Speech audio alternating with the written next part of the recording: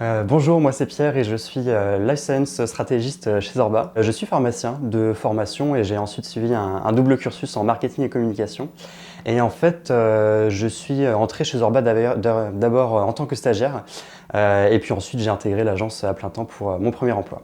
Le Life Science chez Zorba, c'est vraiment le pôle scientifique de l'agence, au sein duquel on est chargé de digérer et simplifier la science de nos clients, qu'on va ensuite transmettre de manière très claire et très accessible à nos équipes en interne, donc nos équipes stratégiques et créatives. Être Life Science stratégiste chez Zorba, c'est vraiment être garant en fait de la véracité scientifique de notre discours et du storytelling qu'on va créer, qu'on va ensuite infuser dans chacune de nos campagnes.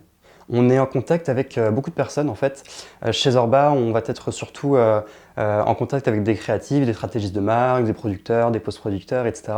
avec qui on va vraiment travailler main dans la main pour s'assurer que la science qu'on leur a transmise en fait, reste fidèle à ce qu'elle est réellement. Et côté client, on va vraiment s'assurer de faire le lien entre les départements marketing et recherche et développement et donc travailler avec les personnes qui les composent. Ce qui me plaît le plus dans mon job, c'est vraiment la grande diversité des projets sur lesquels on est amené à travailler. C'est-à-dire qu'on touche beaucoup en fait aux cosmétiques et aux pharmaceutiques, mais on va également pouvoir travailler sur des projets qui portent sur le vétérinaire, l'agroalimentaire, la nutrition, les soins ophtalmiques, etc. Et en fait, c'est vraiment cette palette, cet éventail de projets qui sont extrêmement variés, extrêmement divers qui me plaît le plus.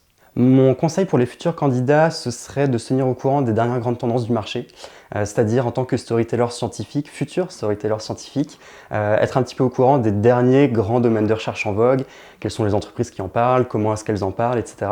Et vraiment être au plus proche de ce qui se fait actuellement en termes de communication scientifique.